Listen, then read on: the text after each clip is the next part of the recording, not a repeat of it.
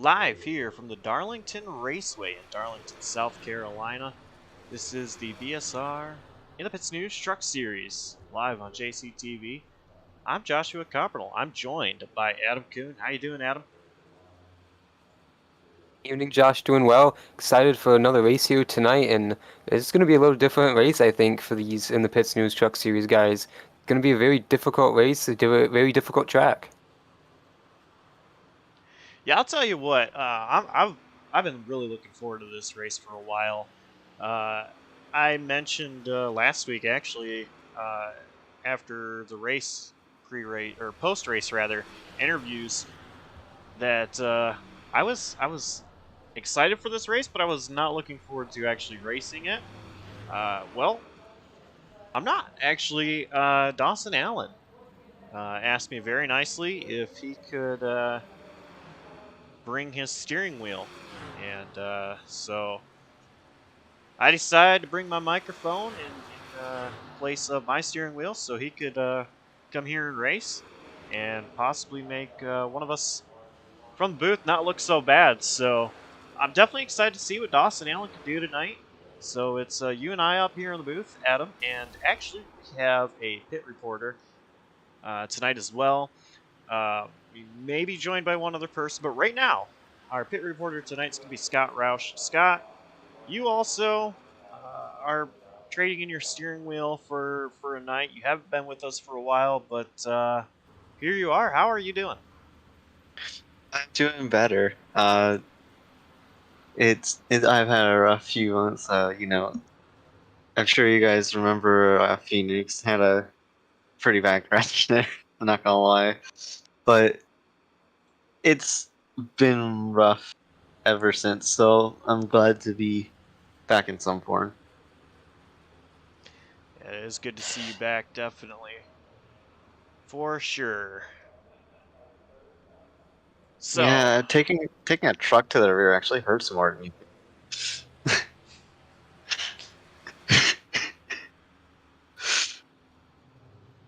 Anyways, what were you saying? so last night, Adam, you and I, we called a fantastic race alongside Dawson Allen as well. It was the Racers versus Redditors that had a really amazing turnout. And this guy right here, Alex Kerfan, ended up taking the victory.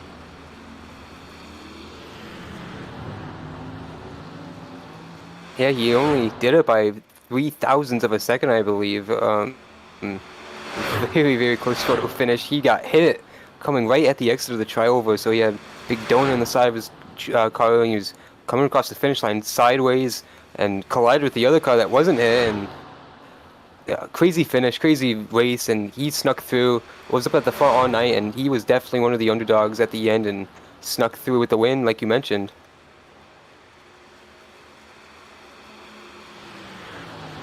Let's see if we can actually get a quick word with him. Hey Alex, this boy's up the booth. You got a copy? Yes, I do. All right, well, I know that driver's meeting is going to start very soon, so I'm not going to keep you long, but I just kind of want to bring you in here and ask you, last night you won a special event race. Coming in here, totally different style of track. Do you feel like the momentum from last night's going to carry over into tonight, even though it is totally different between the car that you're driving, the vehicle rather, as you're in a truck tonight, and with the Xfinity cars, and being at a whole different type of track? Yeah, definitely still coming down from the high of last night's win. Definitely a great race. Definitely a whole new ball game this race. The trucks are a whole new kettle of fish, and this track is very unique. Darlington is one of the toughest tracks on the schedule for a reason. Getting the truck to just stick to the track through turns 1 and 2 is going to be one of the most difficult things in dirty air, I feel like. And 3 and 4, lines are going to vary a lot. I've seen a lot of people running the high line, a lot of people running the low line. It's going to be a very hectic race, a lot of cautions, I feel like. I'm just hoping to stay alive at the end.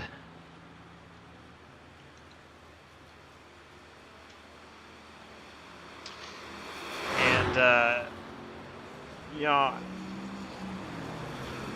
one thing I want to ask you is, of course, you know, last night you were racing against some real racers. Tonight it's back to people that you're really used to driving with week to week.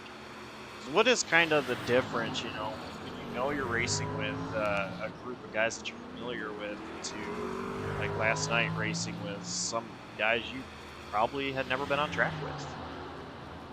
Yeah, it definitely gives me a bit more comfort that I've been racing with these guys for so long. Makes side-by-side interactions more comfortable, knowing if the guy on my inside or outside is historically a safe driver or not. But yeah, that's not really going to change the fact that this race is going to be all about attrition. We're going to have to survive. I don't know if you really want to be up at the front. I'm debating whether or not I should be at the back, but we're going to have to discuss that in between ourselves at the team and see what's best for us, and just hope we can all be alive at the end and maybe squeeze out a top 5 there. All right, well, we'll let you get back up there so you don't miss the driver's meeting. So good luck to you tonight. Maybe we'll talk to you later. Thank you. Hope to see you later. That was Alexander Kirkman.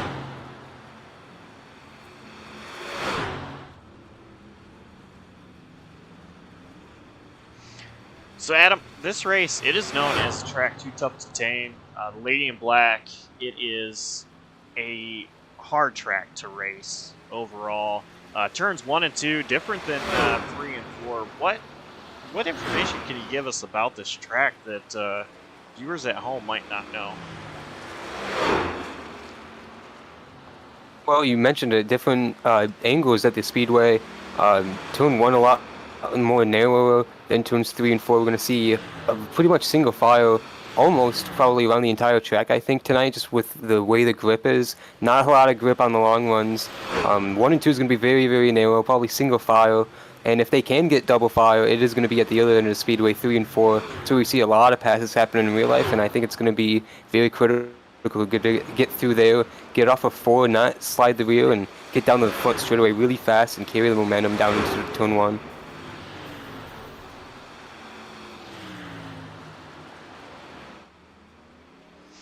It seems. I saw you had the camera on an SBLD truck, and I just thought to say that since 2 of Mikey's crew teammates are, you know, here, it seems like SBLD has decided to take him in for a race,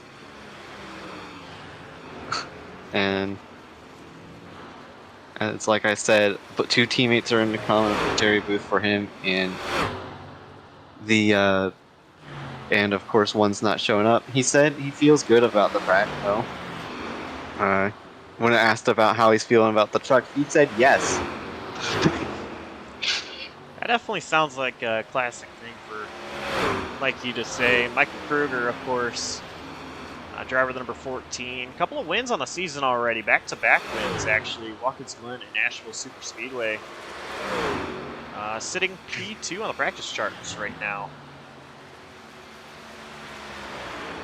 I apologize for just butting in here with that, but I figured if we're talking about Radius, we may as well talk about the other big team in the series. Just so happens to be SBLD, like I said. Their top driver right now is Dalton Kelly, isn't it? Dalton Kelly, he has some pretty good hit the wall finishes. hard. Currently P8 in practice is that number 45 machine for Dalton Kelly.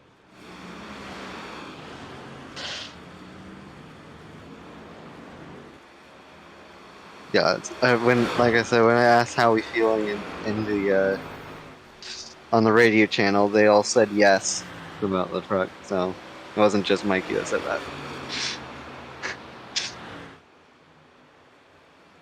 It's one thing to watch out for, guys. These guys, they're running different paint schemes tonight. It is the C2 Graphics Throwback race, and a lot of drivers running Throwback paint schemes tonight. We saw Michael Kruger running an Old Spice paint scheme, throwing it back to Tony Stewart. Kruger, he actually changed even his number font to match the old Tony Stewart number font.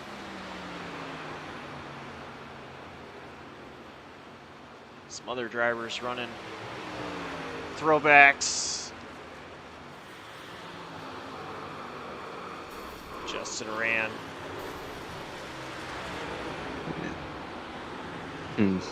Lots of Chicano. It's really easy to tell who that is. I think that is Kyle Busch. You're out, Casey Mears. He is check. back with Kyle Busch, was with Hendrick Motorsports, actually. Okay. Yeah, all these trucks look good tonight. Courtesy of C2 Graphics, in part. And what better track to do it than Darlington? Can't get really too much more old-fashioned than this. Running up against the wall on a track in the middle of the South. I mean, it doesn't really get less ITPN than that.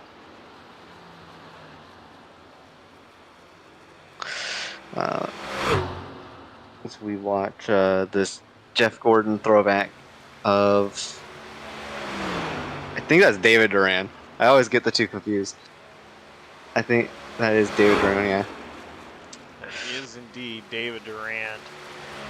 So, Adam, we are under a minute and a half. I gotta ask you, who is your pick to win tonight? I'll go with someone way out on left field, someone new to the league. We talked a little bit before we went on air. I'm going to go with the 6th of Nicholas Hapiak. We know him from Friday nights on JCTV. There's a beautiful Castro paint scheme right there on that 6 Ford. He won a couple weeks ago in the NAOR series, so I think he's going to continue that momentum into tonight. Brand new league for him, and we've seen that happen quite a lot in this league where we see new faces come right away with the wins.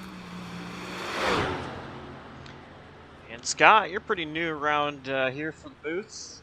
You are on the pit reporter tonight, but I gotta ask you anyway, who do you think is gonna get it done?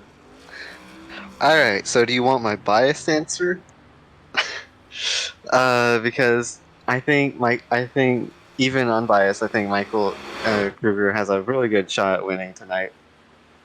He's always fast, and tonight he seems specifically fast. It's going to be really tough to beat Jonathan Parker, who's on a hot streak. But I think if anyone else could do it, it could be the other driver on the hot streak, and that'd be Michael Kruger. And I'm actually going to go with David Durand. David has been really strong these last few weeks, currently sitting P3 on the practice charts. I think David is going to be the one to watch out for tonight, and we're going to see him claim his second victory. And with that, we roll into qualifying.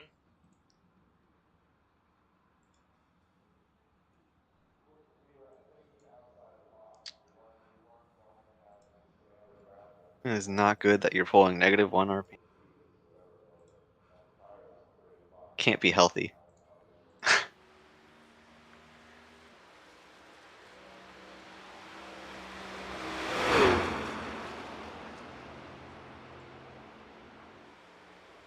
So here we go, Zach Probst. First one out on the track.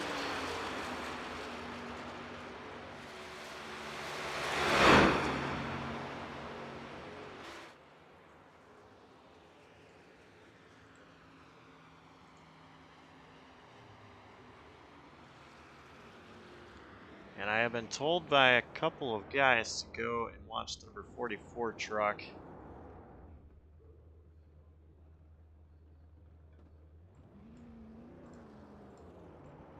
Is he going to do his lap in reverse? It looks like it.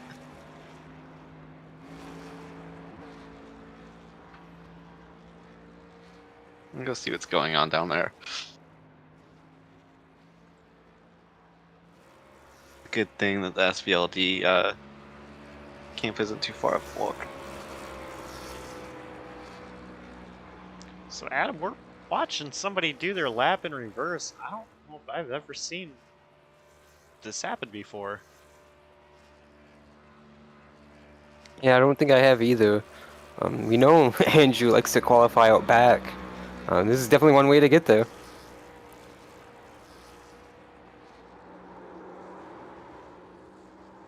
Aw, that's... I had a feeling that was going to happen. A little bit too much speed there into turn 3.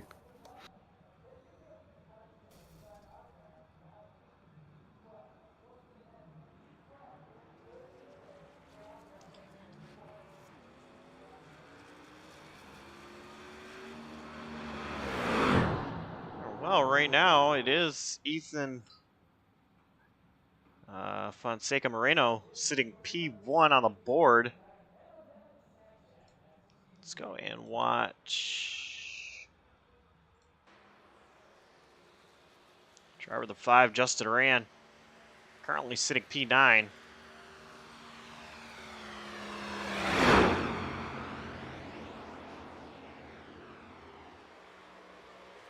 We will be seeing the SBLD guys come out on the track. They are all waiting for Andrew to finish his lap. So we should be able to see them all come out on the track.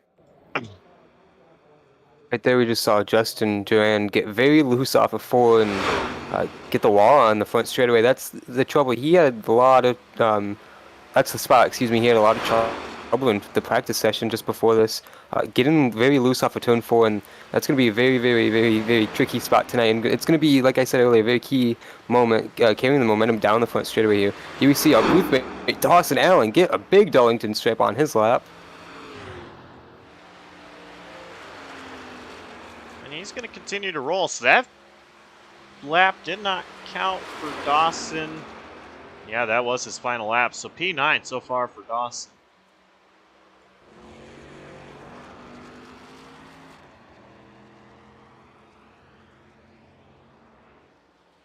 And here's your pick to win, Adam. Nick Capiak. Just pulling off of pit road. Start taking his qualifying laps. He's currently in his up to speed lap.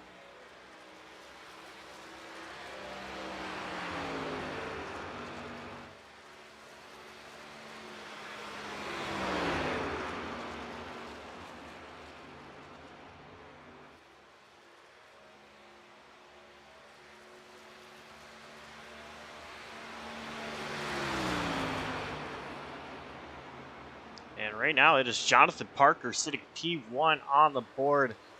See what Nick Capiak can do. Oh, he gets the wall. That is going to invalidate his lap time. And for Nick, there is not enough time for him to complete a second lap. So Capiak will have to start out back.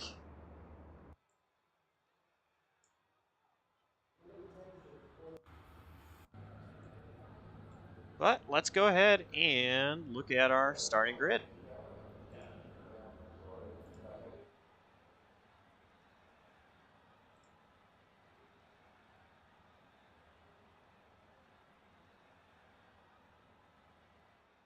So starting on the pole tonight, it's going to be Jonathan Parker. And to his outside, another newcomer, actually, Josh Arnold, another guy that may be familiar with from the NAOR series that we do on Friday nights. Ethan Fonseca Moreno will start in P3 with Alonso Chicano to his outside of P4. And Zach Probst will start in the inside of row 3 in P5. Sharing that well with him to his outside is going to be his peak performance motorsport teammate of Noah Mayeri in the 8. Behind them is Alex Kiffin, last night's big winner in that 30 truck. He starts on row 4 alongside Dalton Kelly. Behind him is going to be his teammate Brett Bennett alongside Michael Kruger. Starting in row 6 is going to be Dawson Allen and Justin Durant to his outside, Cameron Caldwell and David Durant in row 7, and Nick Kapiak will start in 15th position. Another newcomer is going to be the 96 of Butler, starting outside of him in the 8th row with Brian Smith in row 9 with Andrew Elias. And Matthew Stotts and Dakota No share row 10. And that is it for our starting lineup. And that is Dylan Butler in the 96 tonight. As you mentioned, other newcomer. So, And for our Mardon pace lap. I don't even think they sponsored that, but what I'm calling it.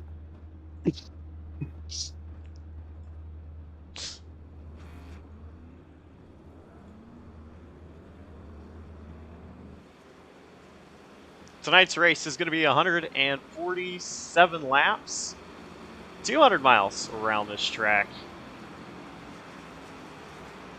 Definitely looking forward to it.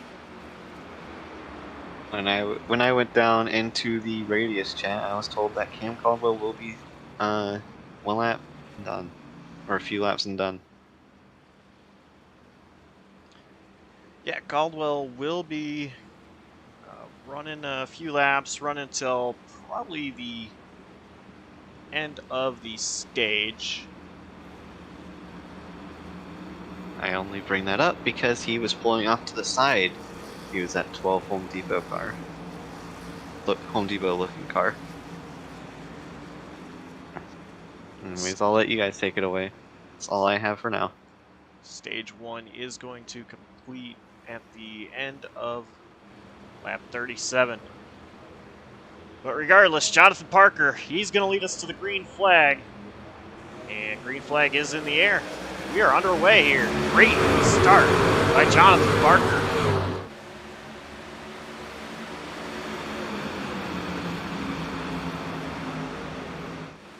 Run a throwback to Jimmy Johnson. I say that is a 2005 paint scheme from Jimmy Johnson.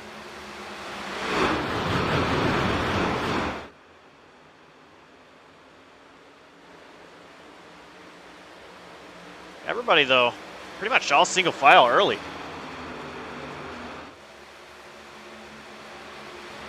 You know, I'm surprised to see the field get spread out in single file there. We know how little grip this track is, and like I mentioned in the practice show, everyone's going to be hugging that wall through 1 and 2, one lane, and this is where you want to get your moves. You want to set up the passes down the back straightaway and make a move into turn 3. You can get a little opening right here. We see Zach Poops to the inside. He's going to make a pass right there, going around Josh Arnold.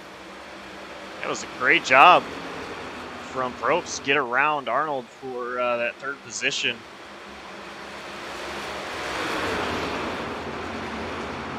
Probst has his sights on Moreno.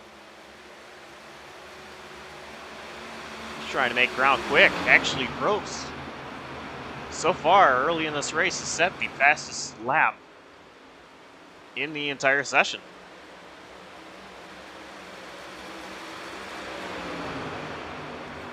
Thing of that is he's going to be running off his tires pretty quickly if he's going to continue running these fast laps and storm to the front of the field. Traditionally, we have seen Probst be that kind of driver where he is really fast to start a race, to start a stage, and then it falls off by the end of the run. He's right there, though, like you mentioned, hanging on into 3rd for the time being with a great start, and right there, half of truck length behind Ethan Moreno for the time being.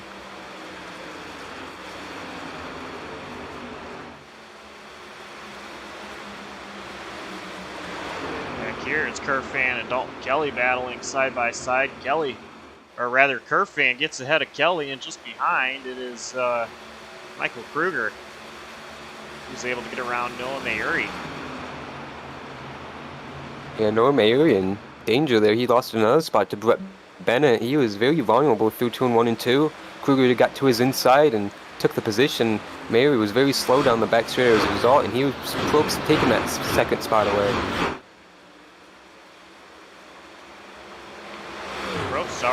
P2. Looking for Parker.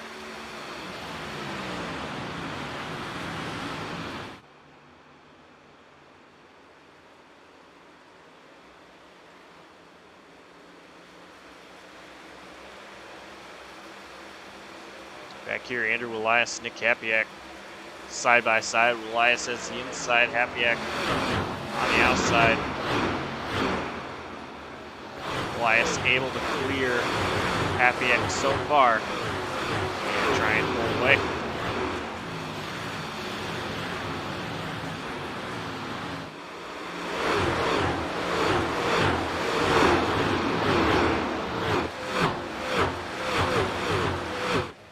Back up here for Josh Arnold. He's already lost a few positions. Lost another one to Alonso Chicano.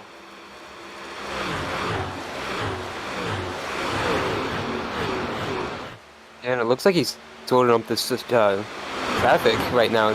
Train of trucks is going to be right behind him. Alex Cook in the next one. Then Dalton Kelly, Michael Kruger, Brett Bennett all right there, just waiting for this Josh Arnold machine to slow down a little bit more so they can take advantage of it. But it's kind of separating this top 5 a little bit.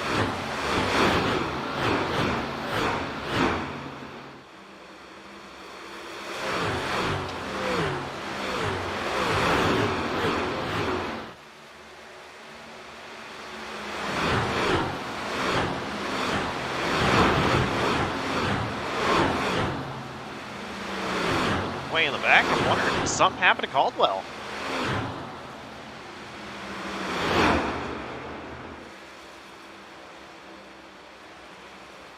Caldwell all the way down to 19th, battling for 18th here. It's a little bit of front end damage.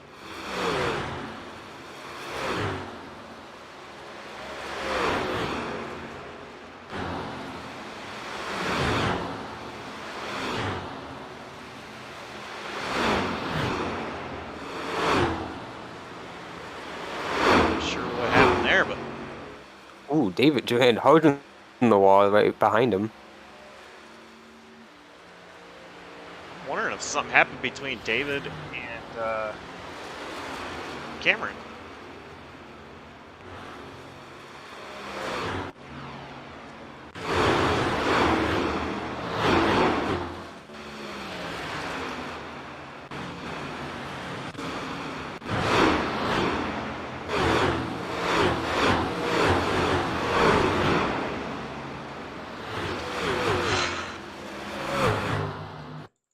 I found it.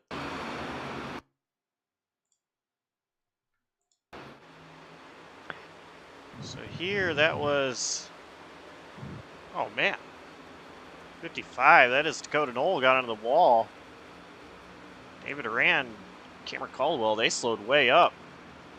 But then I'm wondering, how did these two really lose a lot of positions?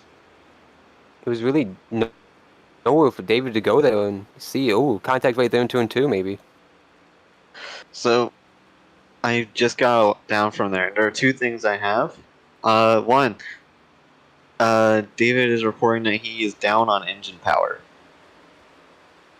because of him hitting the rear end of the car that was in the wall, a truck that was in the wall.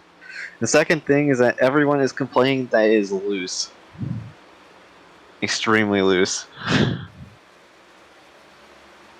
Couple of interesting things to note there.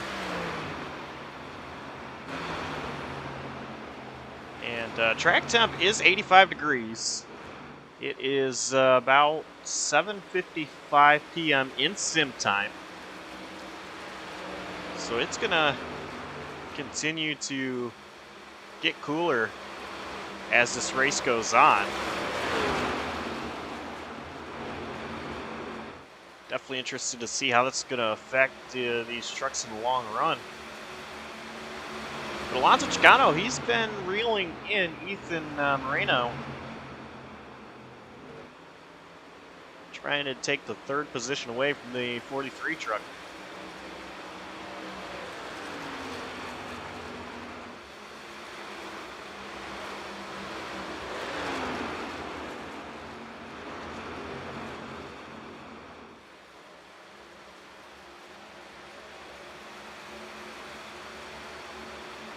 Go back here where pretty much have a train of drivers just all riding around. Oh, Curfan. In the wall hard. Arnold gonna get underneath Curfan as well as Michael Kruger. Yeah, Curfan had just gotten around Josh Arnold in the last few laps, and now he's going to lose 2 positions after that wall contact. Maybe even more if he continues to slip. He's got Kelly right behind him with Noah Mayuri right in line here with this pack of 5 trucks. But going down the bowling back straightaway, all right here together. Here comes Kelly peeking to the inside of Curfan, not close enough to make it matter.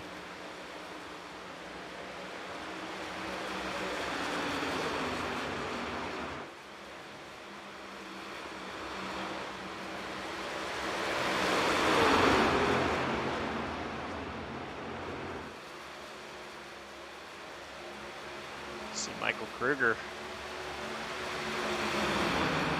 trying to break inside the top 5, but actually just ahead. Probst and Chicano.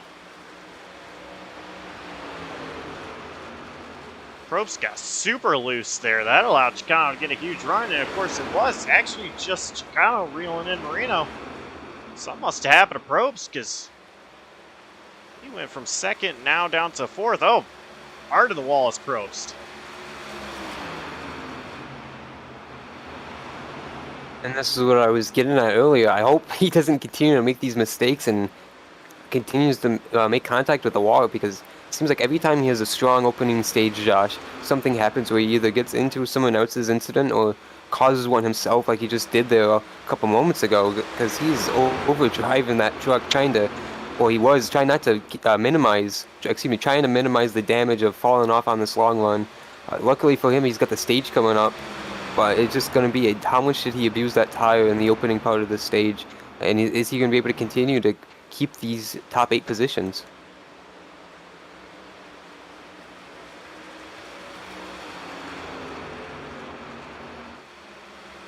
Definitely interested to find out how Probst's truck is gonna handle until that caution comes out.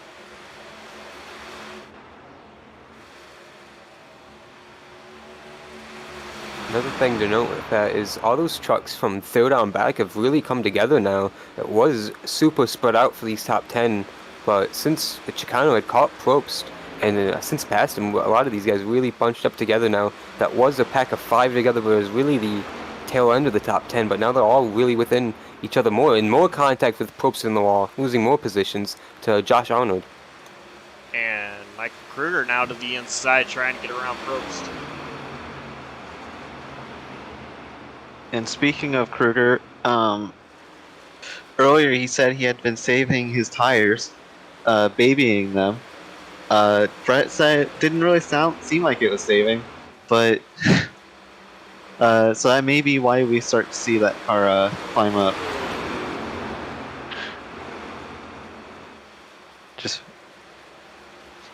And I'm wondering as well if watching Josh Arnold, he kind of fell back a little bit, and he's still running inside the top 5, actually P4 right now for Josh Arnold. I'm wondering if he was really saving in his tires quite a bit, because he's actually now reeling in Alonso Chicano, trying to take the 3rd position back. Alonso also hit the wall earlier as well, so that could be a contributing factor, but I think you're right. We can't get his feed though, so unfortunate. Budget constraints.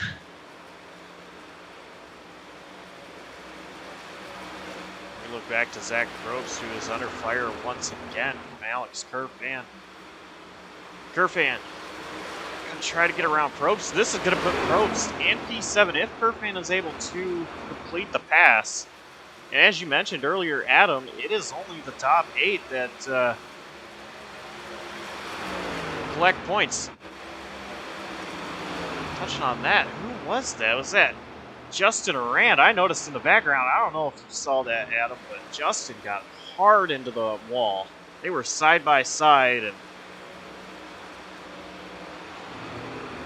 He had nowhere to go coming out of turn 4 that last time by.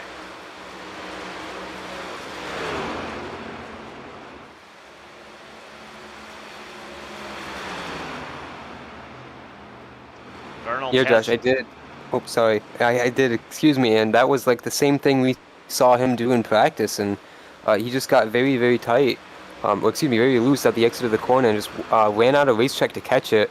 And that's the issue with this track. These trucks and the temperature. You mentioned 85 degrees to start the race, and it's thankfully going to get better.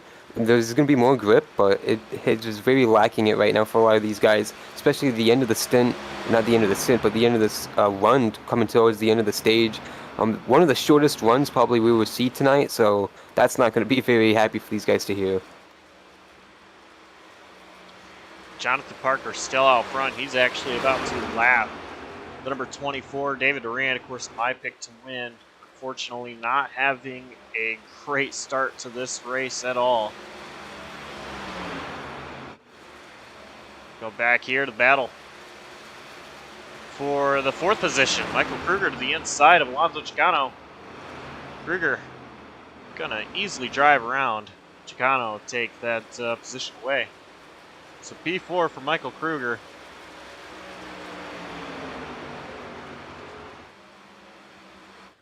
Speaking of lapped vehicles, both Cameron Caldwell, who we expected to retire from this race early, he has gone to the garage, I assume, for the night. He's done. And Dawson Allen has gone 6 laps down. I believe he is also either on pit road for repairs or he has called it a night. There you see the right side of the 79 all beat up. So that's 2 trucks on pit road done for the night, either done for the night, excuse me, or fixing the trucks to come back out. Why we saw David Duran go down a lap. Very unfortunate for our broadcast partner, Dawson Allen. Really wanted to run this race tonight. Oh, Probst! Once again, in that wall so hard. And Dawson has a meatball. I know you guys are probably well past that, but he got a meatball and has pulled it into the pits to get repaired, so he will be out of the race for a win. Back to you. That is very unfortunate for Dawson. I do kind of want to put on that term meatball a little bit there. iRacing term for meatball, basically it is your vehicle is too damaged to continue. You have to come in pit road and get it fixed. And it's just kind of iRacing has a flag. It's a black flag. It kind of looks like a meatball. So that's kind of been the term for that we use on iRacing. But Zach Black Probst, with an orange circle.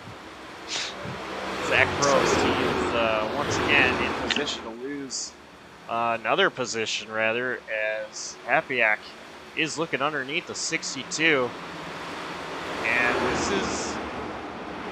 this is where he can't afford to lose any more positions. Probst is in the 8th position, and it is the final spot. We got the wall again. Yeah, he did. Another truck in the wall down the front straight. I believe that was Dalton Kelly. Not really sure who it was. Probst lost that spot to... Oh, he got it again off of 2. That's the 3rd or 4th time he's gotten that same spot off of 2 in just the last 5 laps at least. And that is the spot he couldn't afford. You mentioned it. And wow, Alonso Chicano, huge slide on the front straightaway a couple laps ago also. Yeah, that was insane. I saw that as well.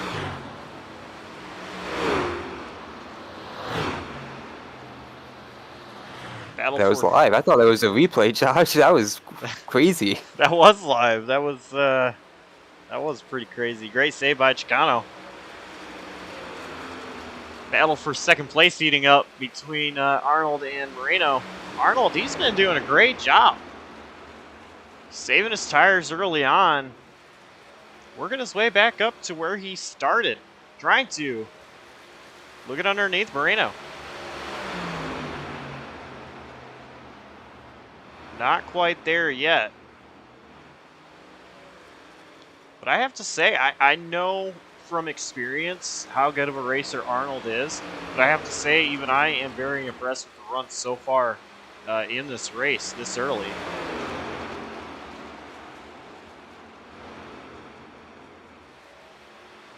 So we've seen in the last couple of weekends on Friday nights in NAOR, he just continues to, I think, impress himself. That Bristol win about a month ago now, Josh, that really spoke to us because he was at the right place at the right time and executed in the way. His interview was so fun post-race, and that showed so much how much he cares about the league and that he runs, of course, and it is your league, as he puts it. Yeah, he really advertises it as your league because he doesn't want to be the guy that makes all the decisions. Great league that they have on Friday nights, but coming off turn 4 and at the start-finish line, Jonathan Parker, he is going to win the stage.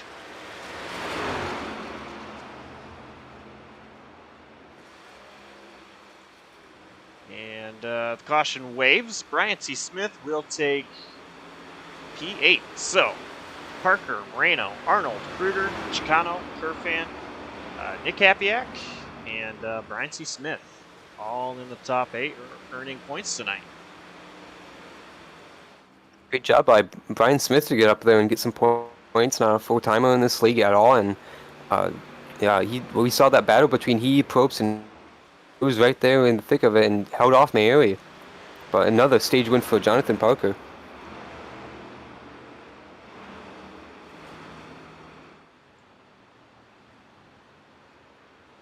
And we'll go ahead and talk to Parker after pit stops are complete.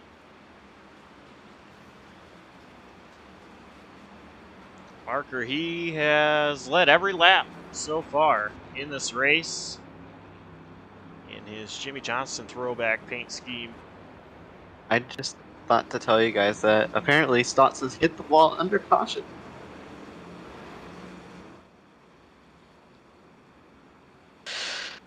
So I don't know if that's true or not as we go into pit road. But it does look like the snow of that 17 is kind of beat in a little bit. So I give it back to you guys. Jonathan Parker coming down pit road.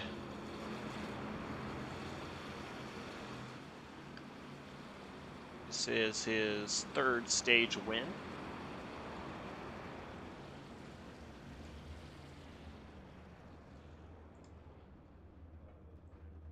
And I definitely assume everybody's going to take 4 tires here. This is the kind of track you do not want to mess around with calling crazy strategy.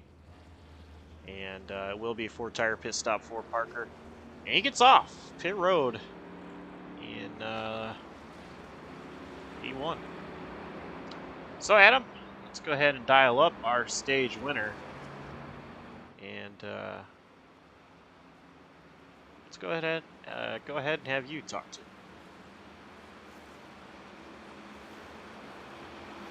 Hey Jonathan, you got a copy?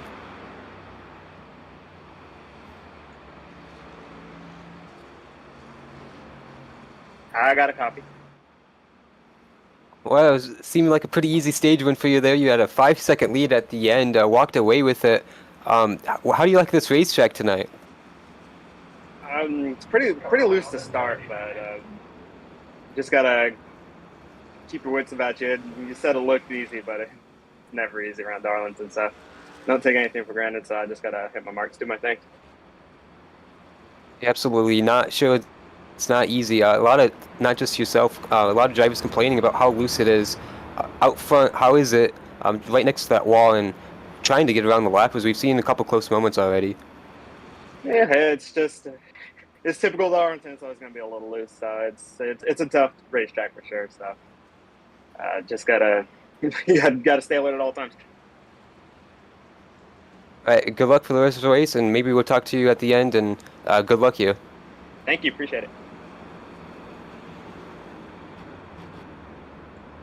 So, stage winner after 37 laps, Josh, Jonathan Parker. Like you mentioned before, 3rd stage win on the season. Yeah, great job out of Parker so far in this race. And I believe we're going to come to the choose cone rule here. I don't have a graphic brought up, but it's pretty easy to tell here. You see the light gray. There's 5 lanes in the light gray. Just don't get the middle one. Or the wall. Or the wall, yeah. Saw one driver Oh, he there. already hit it once under the caution, so why not continue? So as you see, Jonathan Parker chose the inside. Joshua Arnold choosing the outside. Michael Kruger inside of row 2 with Kerfand his outside. Justin Oran will restart on the inside of row 3 with, I believe that is Brian C. Smith on the outside. So that'll make up our top 3 rows.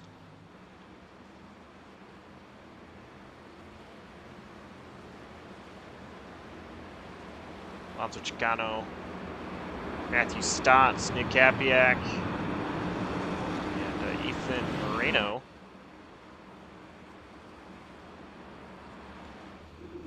Pace truck making its way into pit road.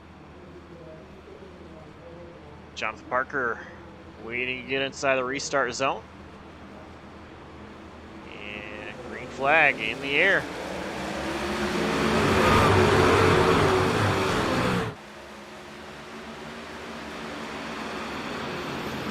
Great start out of Michael Kruger. He is already hunting down Jonathan Parker, at least trying to.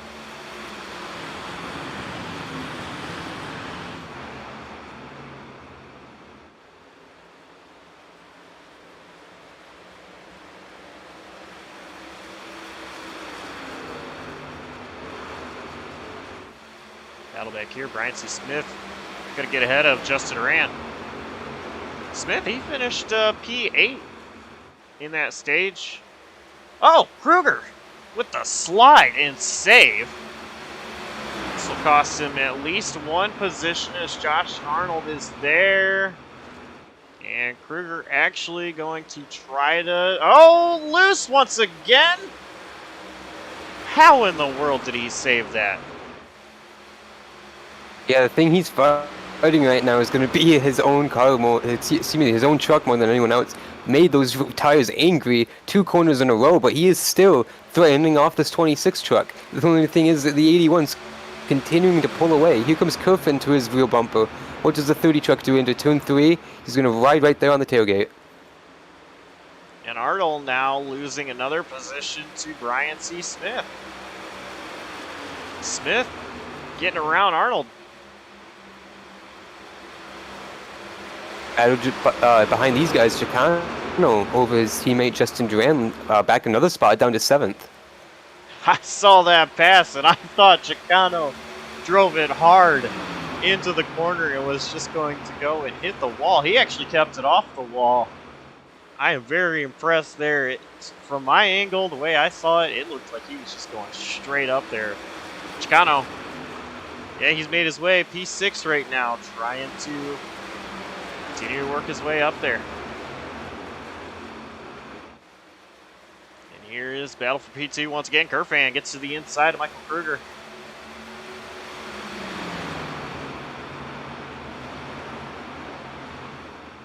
Kerfan's on a mission. Chicano also made a pass. Got around Arnold. Yeah, big stack up right here. Matthew starts, and I believe it started with Ethan Moreno coming off of turn 4, but Stotts is going to lose that spot to Probst and slide into the 10th spot right ahead of Dalton Kelly.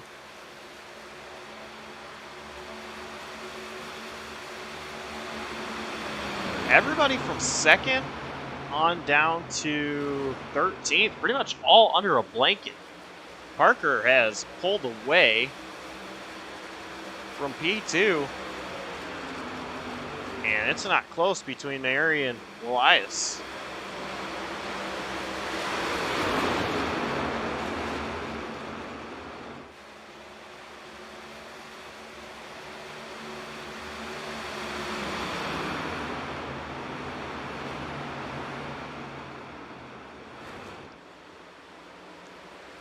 See here, Carfan, he is on a mission. Fastest truck.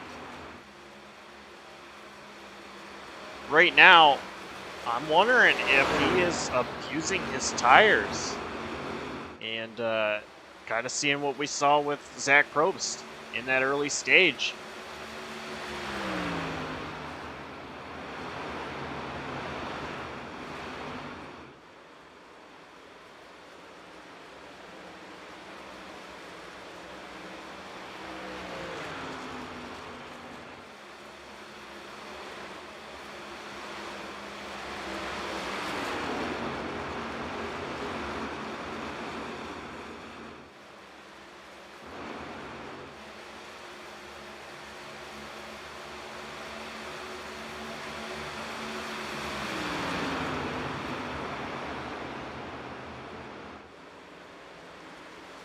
Seeing a battle here.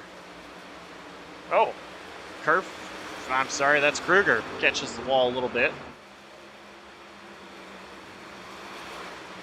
Not sure if he caught the quarter panel of Chicano before that wall contact started, but he dove it deep into turn 1 though, trying to get to the inside of Chicano, and he does by the exit to turn 2. Oh, and Chicano's going to defend with a slide off the corner. These two battling hard right now. Very surprised to see that so early in a run when these tires just mean so much at a track like Darlington.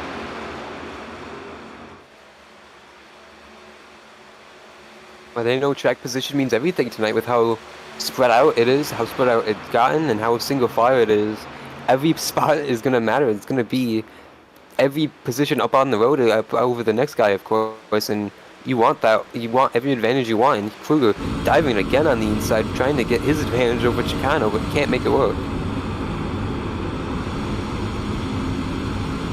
Riding on board the Pittsburgh Racing on board Michael Kruger.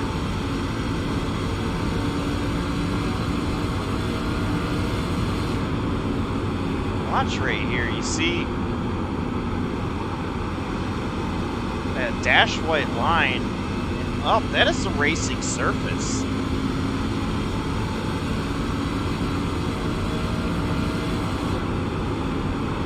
See him kind of catch the apron just a little bit. And it's common to see at Darlington 1 and 2.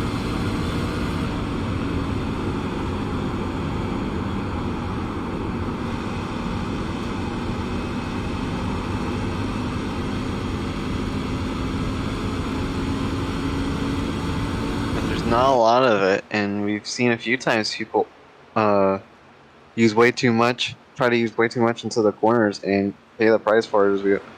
But getting close to the wall here is fast if you do it right, as we've seen some people do in 1 and 2. It's the same. A lot of the same things from the first run have been said about the start of this run too. Everyone's complaining about a loose condition again.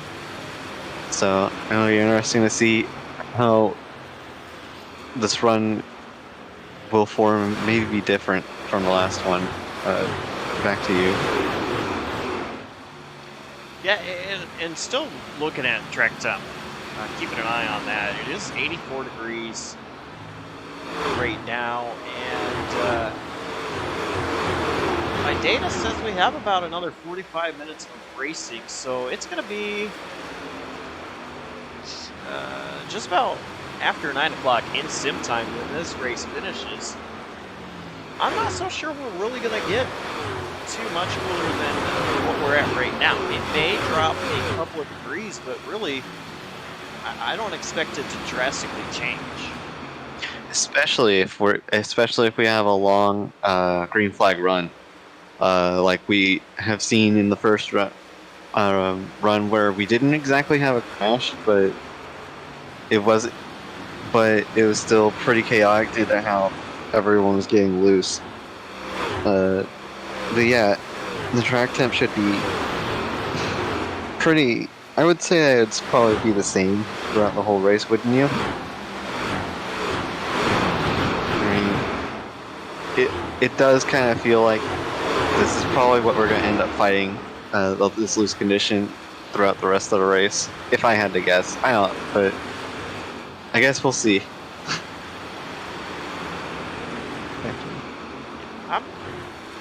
I really don't think that temperature is going to change too much at all. Where we're sitting at now.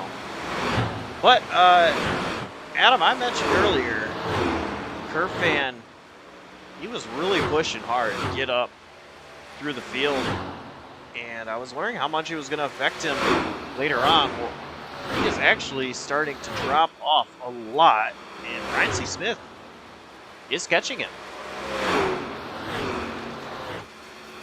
Yeah, it's going to be very interesting to see this 52 truck, because like I mentioned about stage 1, we don't see Brian Smith run a lot of these races, and it's very, very exciting to see him run, not just in third.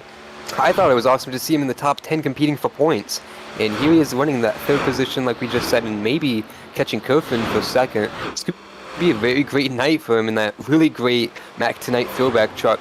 And it would be some party in the SBOD group if he would be able to have some kind of great performance tonight, especially the way it's been going for them lately. In trouble in the back, you see it there. Justin Duran knocks down the fence in turn 2 and rode it for the majority of the back straightaway, Josh. Oh, gonna catch it again in 3 and 4, staying up there, trying to stay out of everybody's way. See Nick Hapiak getting around there. That is tough. See the damage there down the side of the 5 truck that Justin ran.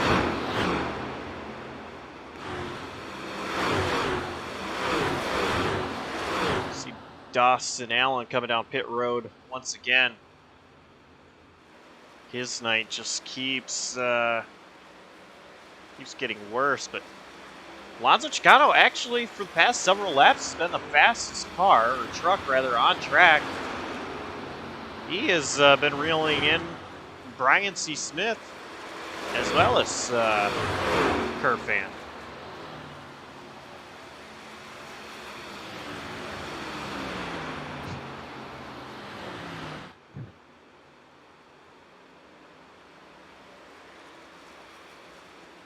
You can see here, second, third, and fourth kind of all together. Jonathan Parker's kind of in a zip code of his own, the way things stand right now.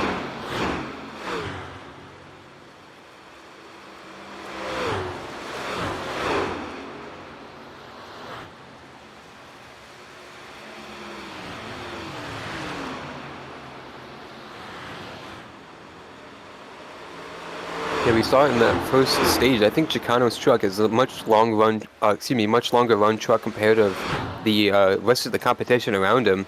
You've seen it wake up at the long end of a stint, and here it is again, like you mentioned, running down these two ahead of him. And you see he's just continuing to fishtail off the corner each time off into turn 2. This could be a continuing issue for him. A little bit better there, not as dramatic, but everyone's complaining about the loose conditions. I'm sure that is definitely a part of it. But the thing is, he just can't push the limit too much and overcorrect that, or we're going to see him get in the wall, spin it to the inside like we saw Justin Duran get into the outside wall, or Mike Kruger almost earlier, spin it to the inside. Not sure what just happened here. Something happened with Dalton Kelly, I'm guessing. I saw, Justin ran hard on the wall once again, but he keeps it off of Dalton Kelly. Anyway, I noticed Noah Mayuri was really slow, as well as a couple of other trucks. Oh, Mayuri's in the wall again. Something must have happened between Mayuri and Kelly, because we saw them together slow on the front straightaway. And now Nick Hapiak, he was another one of those trucks in that pack, and he's just retired or towed to the pits. Believe he's going to be done for the night. Believe there's another one of those trucks caught up in that crash, Josh. And poor David Duran, just a punching bag, trying to get around it. He was running by the wall and just got clobbered. And Justin Duran was not happy earlier. He apparently got taken too wide, and that's why he hit the wall. not a happy camper, and he. Oh,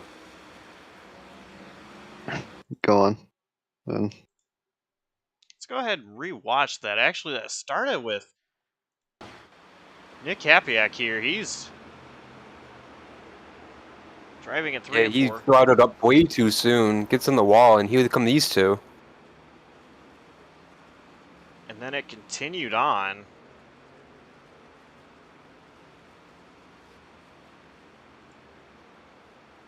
When Justin got into the wall there.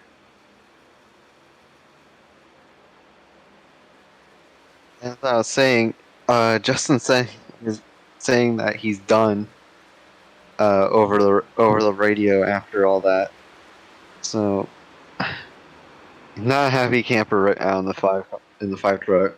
I would imagine that that's probably not going to change anytime soon.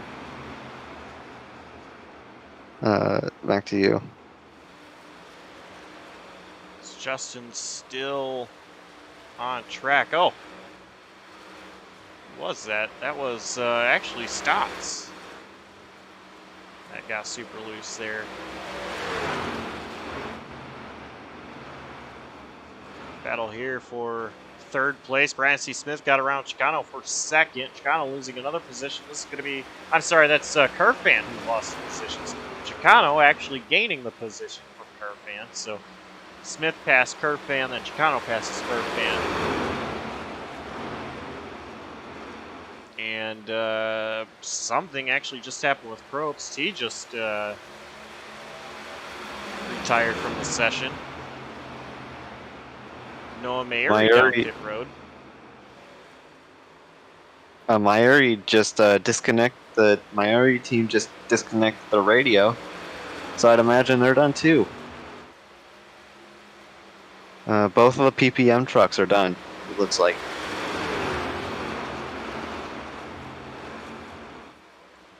And Matthew Stotts coming down pit road.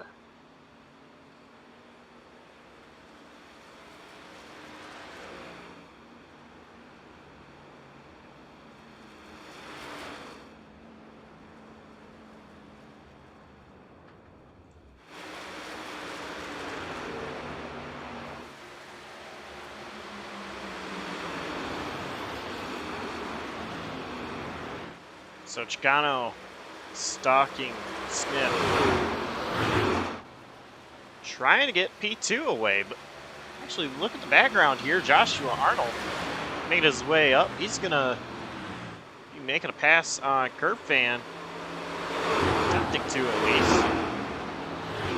They're taking halfway in this race. Oh, Curfan with a moment there off turn 4.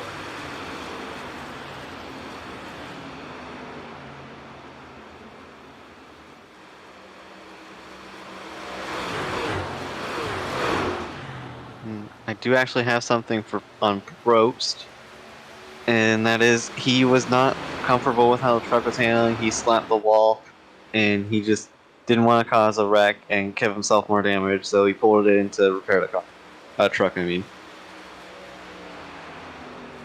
so that is what happened to the 62. Mayuri called it after the stack up that we saw. So. That is what happened to both of the Peak Performance Motorsports trucks.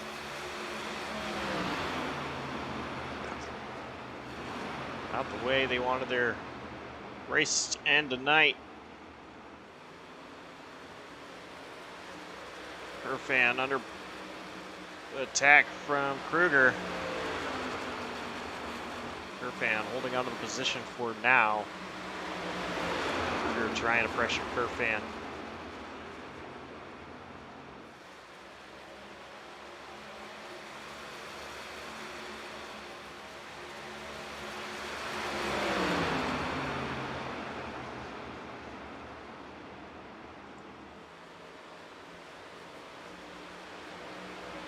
We head to battle for third position. Arnold, he has caught up to Chicano.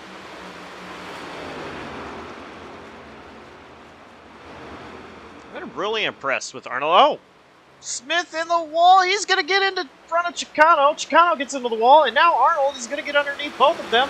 Gonna take 2 for 1.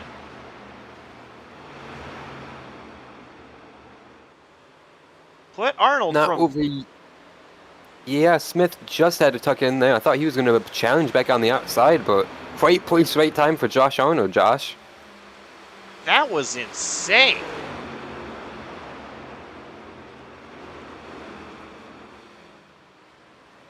Let's see if we can get a replay of what happened from Ryan C. Smith.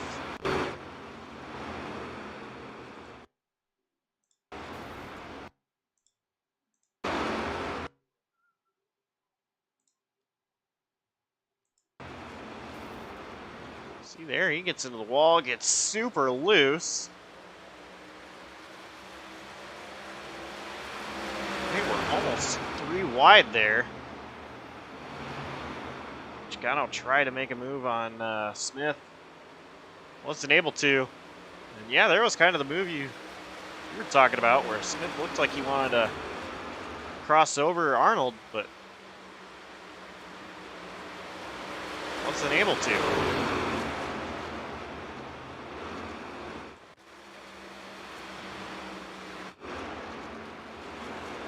So Arnold, he's comfortably in P2 right now.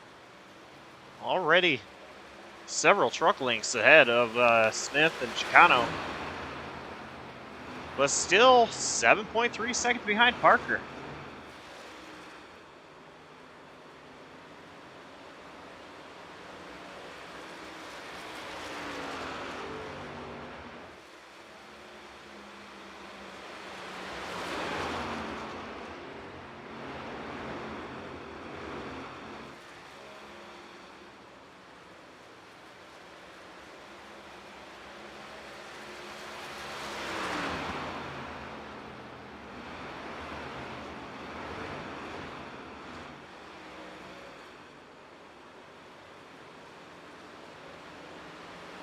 Andrew Elias just went a lap down in his 44, so it just leaves 10 lead lap trucks and only 11 really on the racetrack after Matthew Stotts was pulled in. Oh, hard into the wall. That is Andrew Elias. Gonna be hard in the wall again. I'm wondering, did he blow a tire?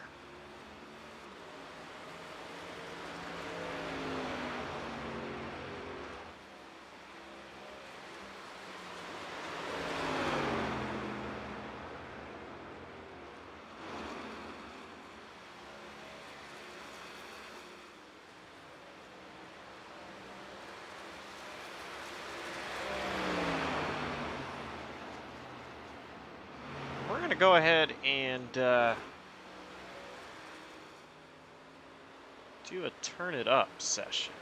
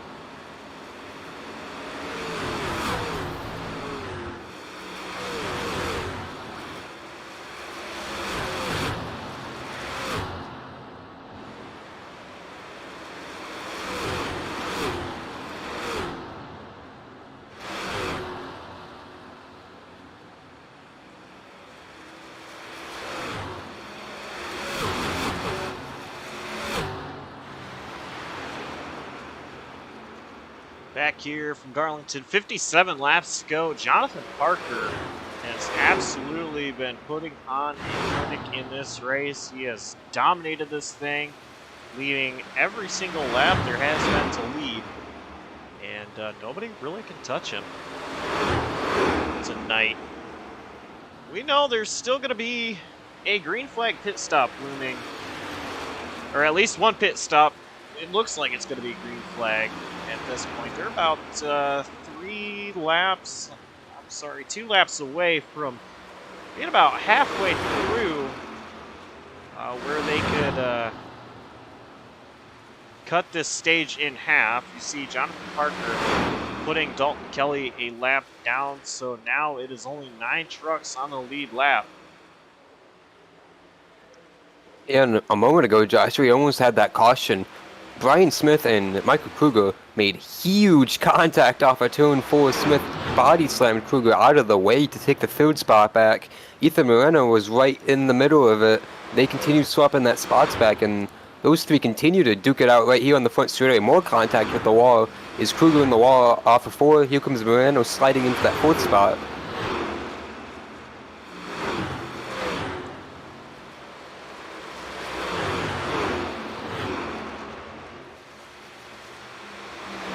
Smith, he's had himself a great night so far. Got into the wall several laps ago and has been on a downhill spiral since then, but still riding inside the top 5. Lonzo Chicano, on the other hand, he too has gone down in a unfortunate tough break for him. When Brian C. Smith had his issues, Chicano kind of followed Smith into the wall, and a struggle for him since.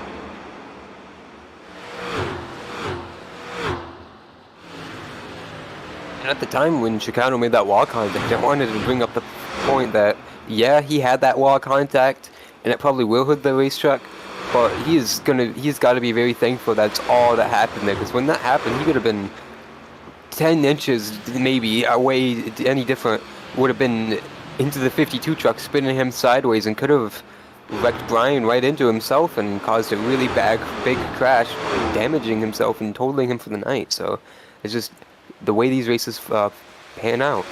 Battle for 3rd continuing to heat up here. Yeah, and I do want to know, we've only had one caution in this race, which was at the end of the stage.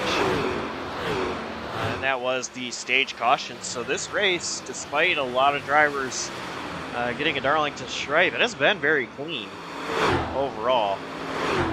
Well, we've seen many incidents, just no crashes. Here Moreno trying to get around Kruger, get back into the top 3. Moreno pretty impressed with his run tonight as well. He started 3rd, currently running 4th, but he has been running in great position all night. I'd say Tony Stewart's trying to pass Tony Stewart right here. Yeah, and Moreno gonna get around Michael Kruger, put himself in the 3rd position.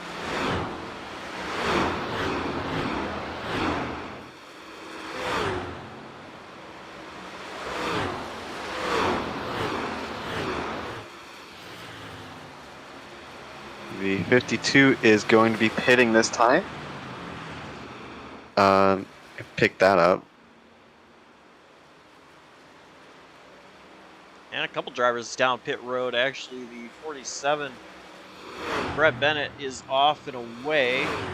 Kerfan down pit road, and as you just mentioned, Scott, Brian C. Smith coming down pit road.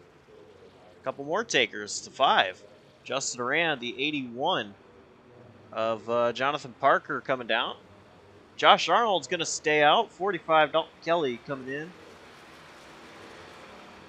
And let's see who else makes a move. It is going to be the number 44. Andrew Elias misses pit road. his night just keeps getting worse. And the 43, Moreno, down pit road. 3 drivers stayed out. That's going to be the number 26, Josh Arnold, who is coming down this time. Michael Kruger and Alonso Chicano all stayed out there. Imagine this is for a lap lead.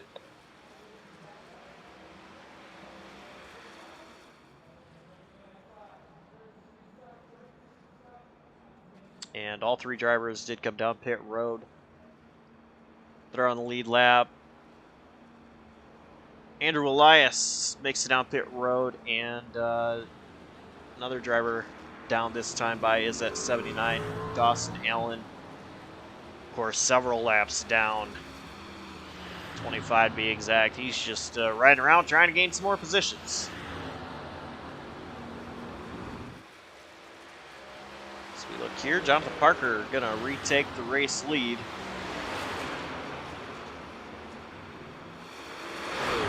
And Arnold off pit road and away.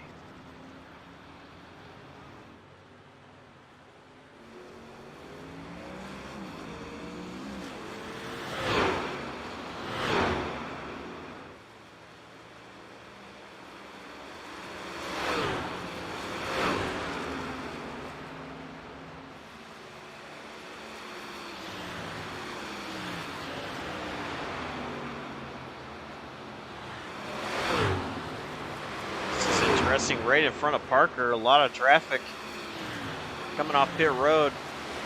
Parker going to get around the 45, Dalton Kelly. Elias going out of the way. And not too far ahead is Durand and Bennett.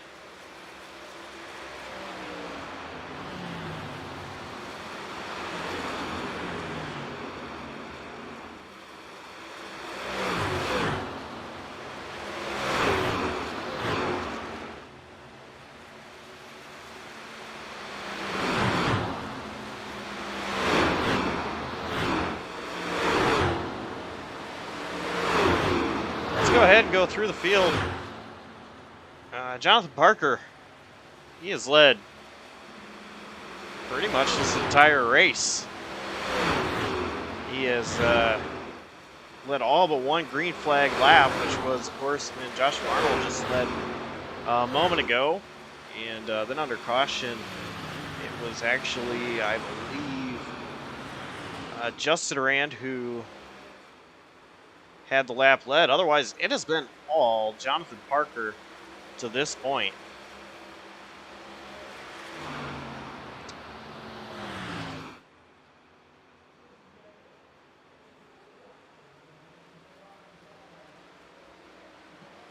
Yeah, right behind him. Well, not right behind him, but the next truck on track racing him is the 26, new coming to the league, like you mentioned all night, Josh. He is the league owner of the NAOR series, Josh Arnold. Nice, pretty blue and silver Pennzoil truck, excuse me.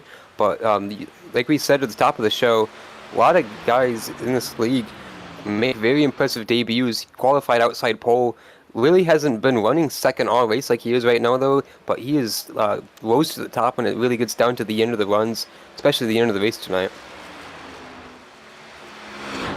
Moreno started P3, currently running P3. He actually gained a lot of time on Arnold through that pit sequence, and Ethan, he's been running up front pretty much all night long. See that low of 11th place, but he's been right here near the top 5 for the most part.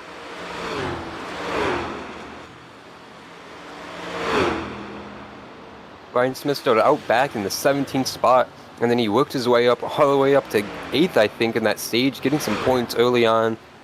And then he really quickly was able to sneak into the top 3 and start fighting for a lead, or excuse me, the second position.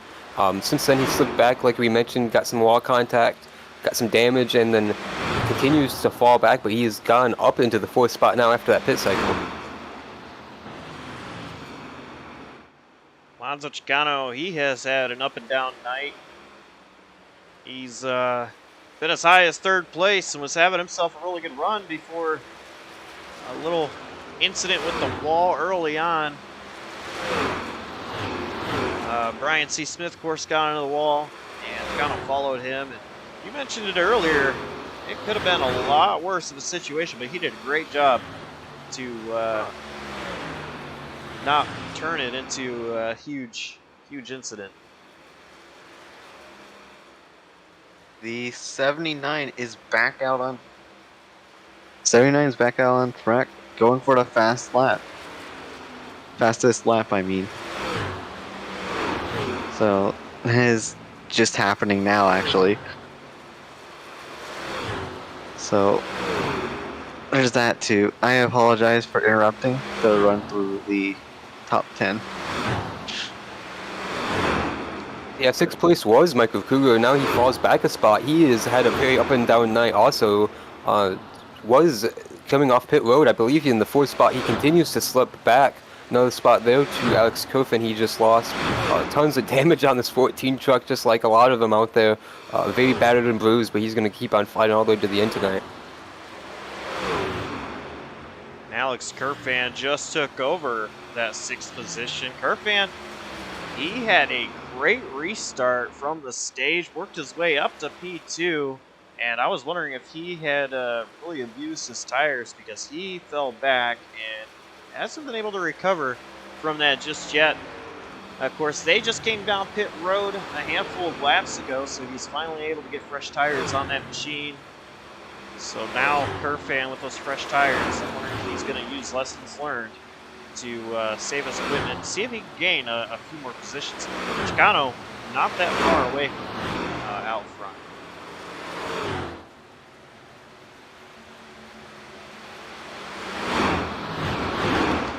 And during all that, actually, Jonathan Parker was able to catch Justin Durant and Brett Bennett, put the both lap down. Brett Bennett here. And I have to say, this paint scheme, first of all, Dawson Allen, he created that paint scheme. You see on it, it says lose a ton. On the nose, it says lose. This is basically based off of old Winston paint scheme. So instead of Winston, it's lose a ton. Kind of unique paint scheme there for Brett Bennett. But he is battling right now with Justin Rand for the 8th position. And then just behind is Dalton Kelly. Dalton is not on the same lap as Bennett and Durant. He is 2 laps down. And then just behind is Dawson Allen. And I really like that paint scheme that Dawson Allen is running as well.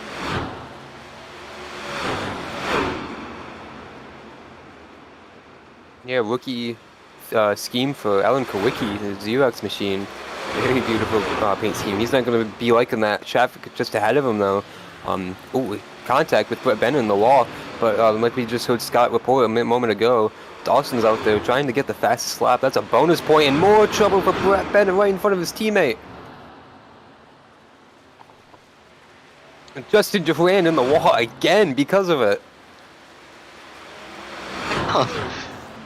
This is almost looking like an SBLD team implosion featuring Justin Durant, because they all almost got into each other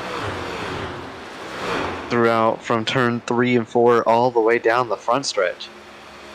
Yeah, I wouldn't be too surprised if that was just Justin just bailing out of that situation, seeing what was going on, and knowing his truck's already beat up and trying to bail out of that SBOD mess that you were just talking about, Scott. Right here, we got a battle for P2. This is Moreno. He is caught up to Joshua Arnold, trying to make a pass. Get back into the 2nd position is Moreno.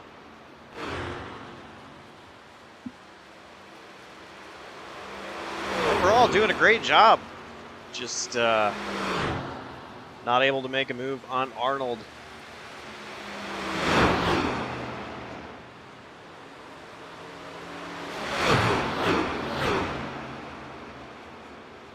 Go back, watch the SBLD drivers here.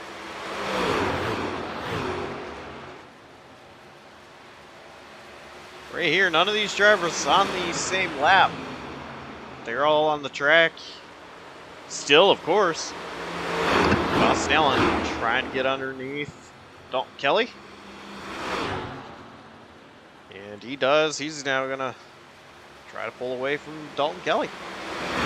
While it looks like a team implosion, the voice chat does not sound much better. As well, they have had an audible team meltdown in the SPLD chat. Oh, as Dawson hits the wall in 3 and 4, and he, like I said, he and Dalton Kelly are battling like it is for a win on the last lap, apparently, according to them. So that makes. Oh, Dawson Allen down. I'm gonna pass it down to you before something happens. And Dawson Allen with a great save after getting sideways off the wall.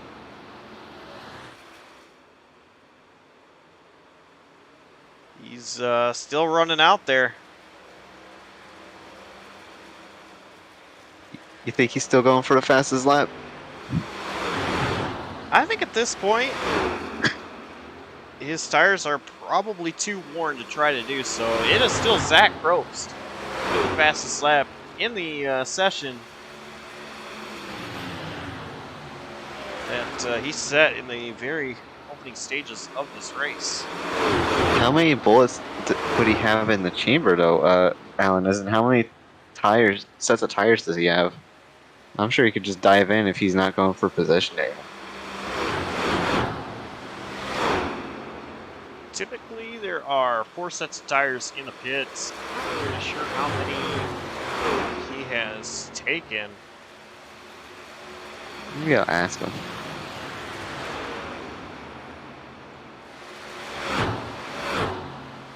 But Jonathan Parker, he has just crossed the line, taking 25 laps to go.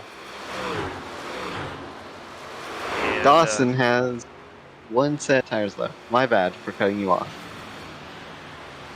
Parker is pretty much half a track ahead of P2, Josh Arnold. Sincerely apologize for cutting you off.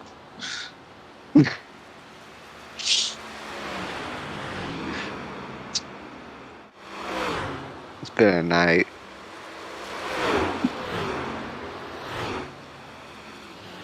Parker trying to put Kruger and Kerfan a lap down. They're not too far ahead of him. About a second away.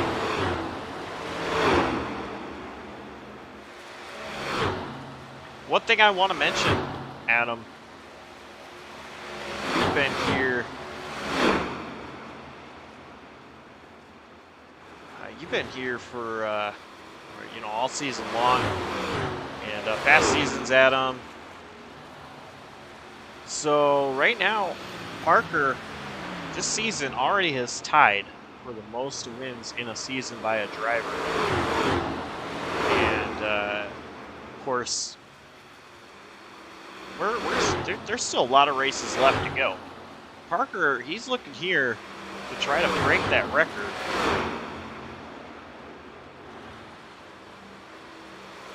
Yeah, it is very impressive ultimately. I would not be surprised if you told me that fact before the season. Very surprised it would happen so soon, but yeah, absolutely. It would be very interesting, but records are meant to be broken, especially in a league that's only been around in existence for just over a year, and one winter season and then another 20 race season and then this one, of course, so it's contact's just ahead of him that he's going to have to worry about before we talk about that. But yeah, like I was saying, I don't even know what I was saying. It just they absolutely just dominant from him tonight for sure.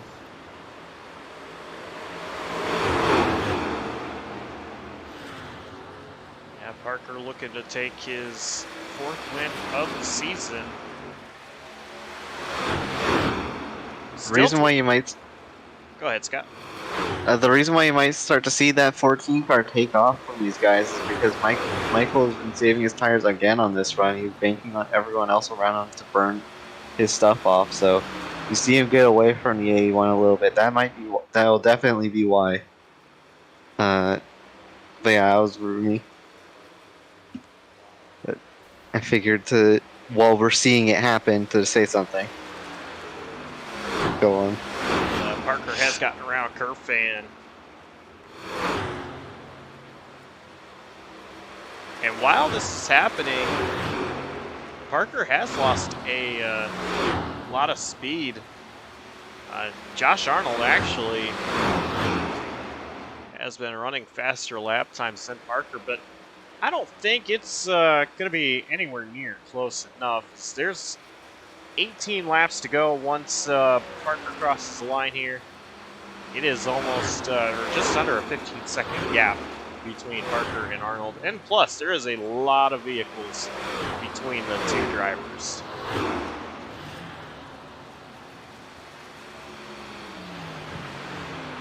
And not only, and because of that, he's going to have to lose some time, sacrifice some time trying to pass those vehicles to catch Parker, even if he does run essentially,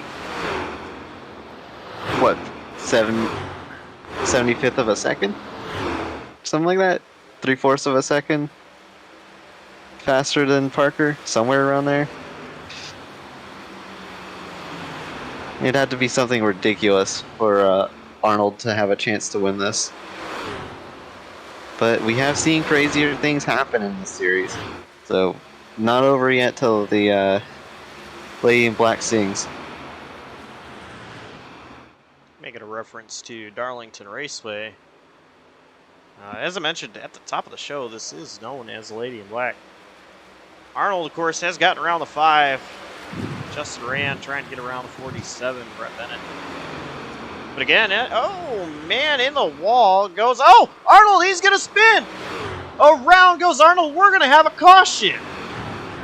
And I was about to say that we saw Dawson Allen also dive into pit road moments before this happened. So that is going to be huge for, I mean, it's not going to be huge for him, but it's definitely going to be huge for the field because he's going to have he's going to be on equal tires with them. So that'll be interesting to see what happens. But that looked like a slider gone wrong to me. What do you think? I think Arnold definitely pushed a little bit too much through the corner to get around Brett Bennett. Pits aren't open. Are they? Pit road should be open this time. Parker was just so far ahead of everybody. Let's go ahead and take a look back, though.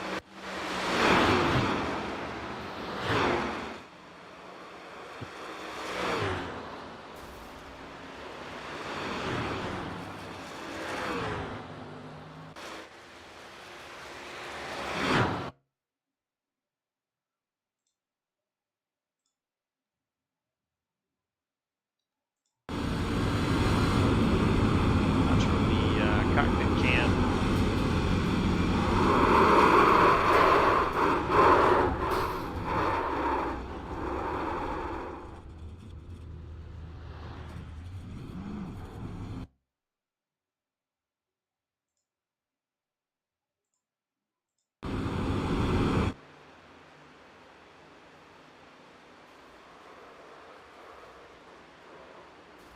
That is tough for Arnold, who has had a great race so far.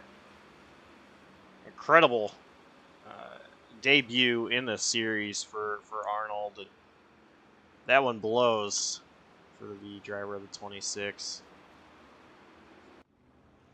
The good news for him is that when that caution came out, there were only, I believe, 6 lead lap trucks, so he is not going to lose that many positions on the racetrack. He still sits in the 6th spot as we get ready for this restart, but quite a few guys took the wave around. Yeah, and I believe Kerfan will be the lucky dog free pass. Kerfan is back on the lead lap, so that'll help him out. I'm wondering now, it's not really a matter of saving. It is just going to be drivers trying to make it to the end. We're going to restart with, I believe, if it's 2 to green right now, 11 to go. Which I do expect them to take the 1 to green at the line this time by. So 11 laps left in the race. When we see the green flag displayed, is Moreno gonna give pressure to Parker? Is Arnold? How damaged is he? Is he gonna be up there? It looks like Arnold's still gonna be P3 out of all this. So someone's knocking on the broadcast booth door. Should we let him in? It's Dawson Allen.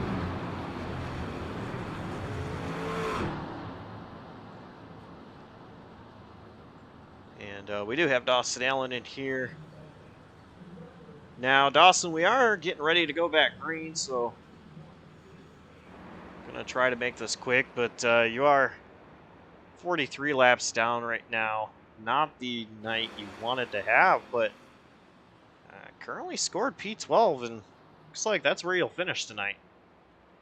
Yeah, it was a fight all day. Track was slick early on.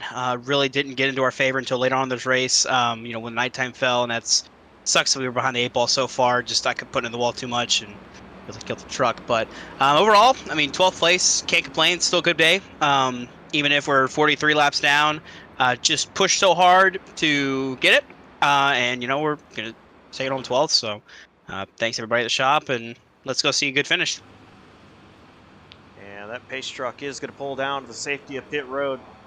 Jonathan Parker will have control of the restart. And the green flag is waving. Very crucial there that Michael Kruger chose the outside there, didn't get the best of restart, so here comes Ethan Moreno to his inside. And here's what I want to watch out for. Moreno already past Kruger. How hard does Moreno push? No! Oh, Chicano got turned off of Brian Smith. He went to block the 52. 25 goes sliding into turn 3, but saved it. He was on pit road a couple times during that caution, Josh. I wouldn't have been surprised if that was all for damage repair. And now his bad night all around, continues to get worse.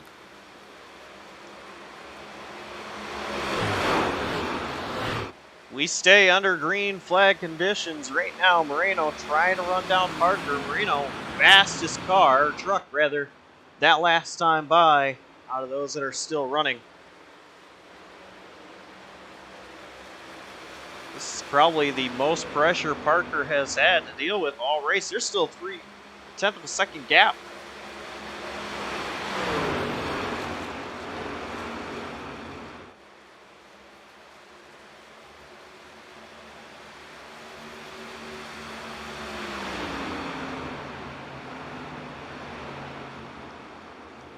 Great job by Kruger to claw his way back up into the top 3.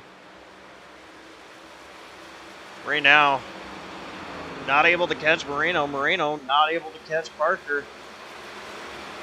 But it is Kruger faster than the 2 up front. And actually, I think Moreno might have caught the wall there.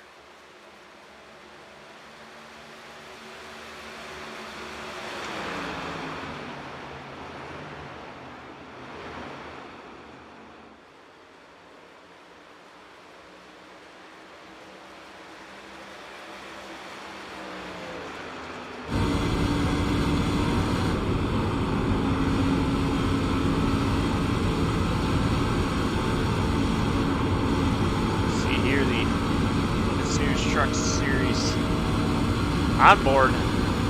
Moreno, fortunately not closing in on Parker or Moreno.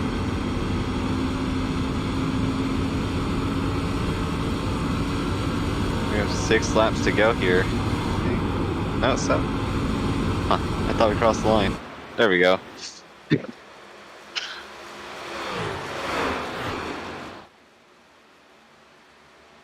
Parker's doing a great job not to allow that pressure to get to him.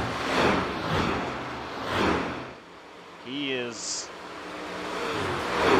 starting to pull away from Marino ever so slightly. 5 laps to go here at the line for Parker.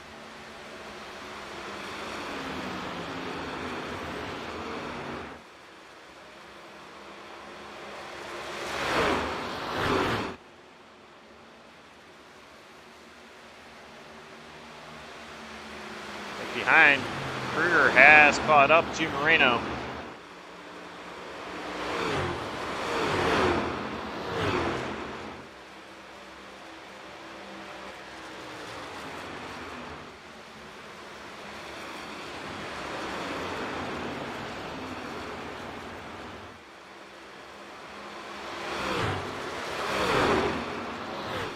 Under 4 laps to go here from Darlington Raceway.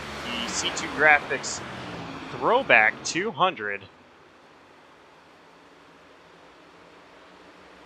Michael Kruger, 2-time winner this season, 4 wins all in all throughout his in the Pitsune Truck Series career. Trying to get up into the 2nd position.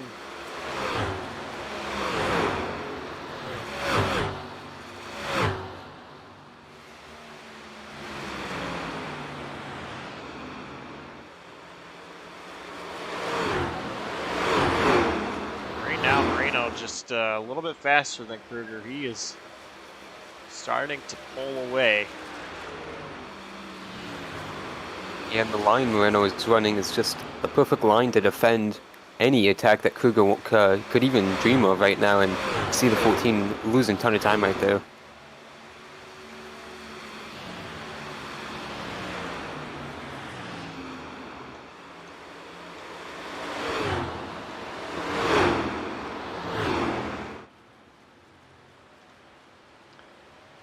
And the white flag being displayed.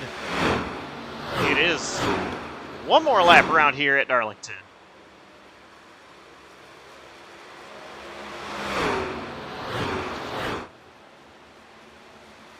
Jonathan Parker, he has been perfect all night long. Nobody has been able to touch him.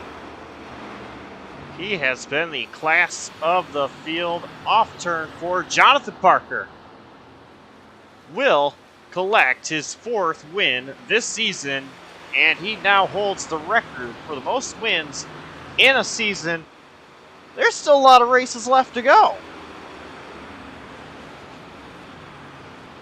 Yeah, phenomenal job all night tonight, especially that last restart. We thought he was the man to be all night, and he proved it, especially even there on that last restart with the field all weaked out, tons of trucks without right sides.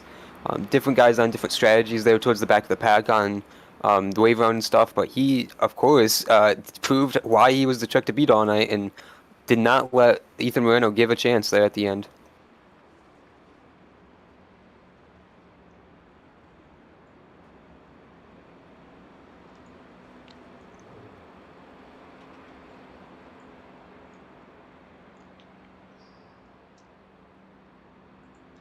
So, Jonathan Parker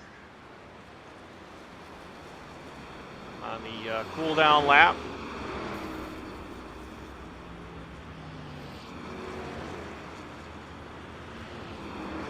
Waiting for some drivers to pass by.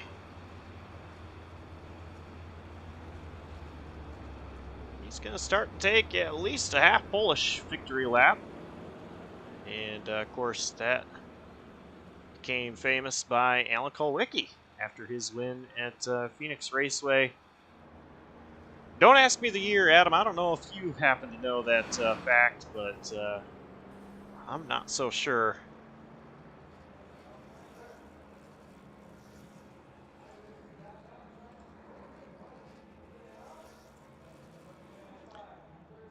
But we will go ahead and go through our finishing lineup, our order here, unofficial results.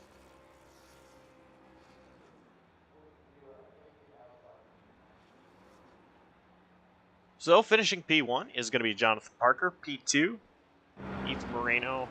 Third's going to go to Michael Kruger. Fourth to Alex Kerfan. And fifth place, Ryan C. Smith.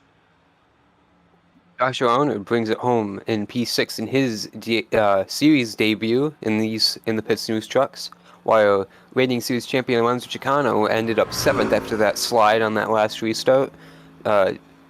Justin Duran continues his top 10 streak in 8th, Brett Bennett 9th, and Dalton Kelly rounds out the top 10, being 1 lap down. Also 1 lap down was Andrew Elias. He is the last driver to finish this event. Still running. 53 laps down was driver we spoke to a little bit ago, Dawson Allen. Matthew Stott, 74 laps down, finishes 13th. Zach Probst, 14th, 76 laps down. And Noah Mary rounds out the top 15, 78 laps down. 80 laps down was Nicholas Hapiak in his series debut. Dakota No 17th, 105 down. David Duran 18th, 116 back. And Cameron Caldwell rounded out our starters tonight, 112 laps down. Dylan Butler did not start the race tonight, so he scored 20th, but only 19 drivers started this race. So let's go ahead and bring in our third place finisher.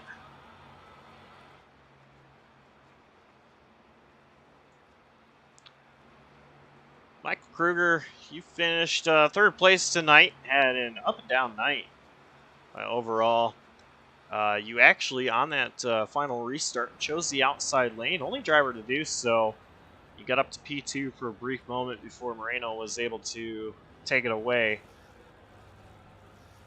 What was it like out there?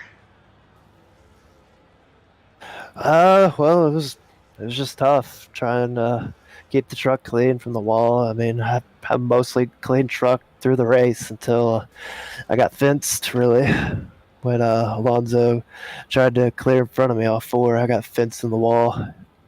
And it was just a little frustrating from there. I mean, the truck still had speed, but didn't have what it had earlier when it was damage-free. It just felt like a frustrating night. I really don't even know how I backed into a third-place finish, honestly. I mean, I just got lucky with the choose. I probably would have, honestly, realistically, if I didn't get that that outside lane there pick, I probably, low-key, probably would have gotten like a 5th or 6th or something. So it felt like just me just kind of lucking into the outside pick position there that I picked really just pretty much put me to where I was tonight for third. And if I just picked Bob like everyone else, I would have basically finished like 5th or 6th. So this is the track known as the track Too Tough to Tame. It was definitely a tough one tonight. Had a lot of green flag laps. What was it like out there? You know, just trying to keep the truck in one piece the best you possibly could, knowing that these turns are very different from each other. Yeah, most definitely. I mean, pretty much when we had long green flag runs, it was all about keeping long run pace and not destroying your stuff on short run speed. So I tried pretty much on the runs to back up my pace. Like, it helped me in stage 1 when I kind of backed everything up and just kind of went from where I qualified to work all the way up to like, I don't know, like 4th or something in the stage, because I just kind of tried to manage my stuff and let everyone kind of push it in the stage. And it just kind of, once I got that 4th place stage finish, I think, or 3rd, whatever it was, it just kind of gave me track position, a decent place to be to set me up to get more passes after the stage and just be easy on the tires on the long runs, because I felt like here we were going to get long runs tonight, so it was best to be smart on the tires and not wear them down and be able to manage better than the guys in front of me to eventually catch them, hopefully, for position later in the run when they burn their stuff. All right, we'll before we let you go, who gets it done for you behind that number 14 truck? I mean, you basically for having me a part of PBR. I mean, no top 5 for the company. Just want to thank you guys for commentating. And then my teammates, well, technically I didn't have any, but I had Scott tonight. So I mean, reporting. So I mean, I thank my teammates, Caleb, you, Josh, and Scott, and that's about it. So hopefully we can turn around and bring it home at Talladega next weekend, the doubleheader in one of them. All right, P3 finish, Michael Kruger. Another top 3 for Kruger in his Season 3 campaign. And we head down to Adam, who has our second place finisher, Ethan Fonseca Moreno. Yeah, Ethan, you got a copy?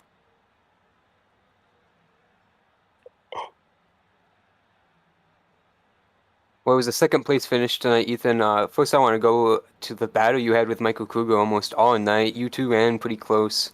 What was that battle there at the end like between you and the 14 truck there? Yeah, it was pretty fun. Honestly, man, he was quick. He gave me a pretty hard time early in the race. I was trying to pass him and all, and luckily everything kind of went our way there at the end. But yeah, it was fun racing with him. He was pretty fast there. Of course, when that caution flew at the end, did you think you were going to be able to have a shot at Jonathan? You know he was the man to beat tonight, and he was so far out there when that caution flew. Were you optimistic on maybe getting by that 81? I was for sure. I for sure thought that maybe I had a chance.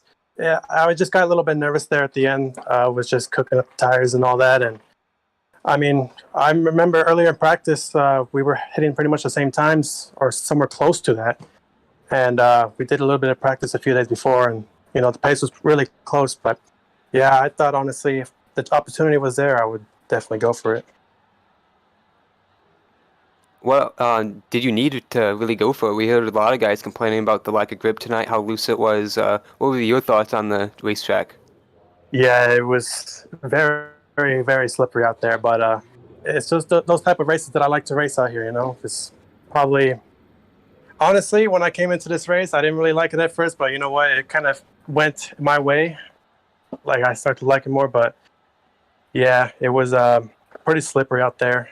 Yeah, I was going to try my best and try to win if I could, but second place is still good.